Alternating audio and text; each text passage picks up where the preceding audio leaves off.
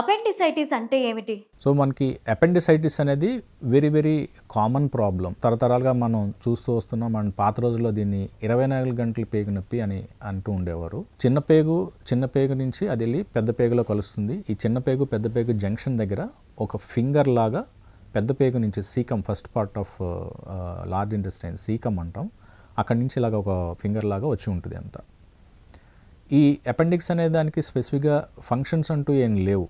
దాంట్లో lymphoid tissue ఉంటారు, అది ఉంటుందని చెప్తారు.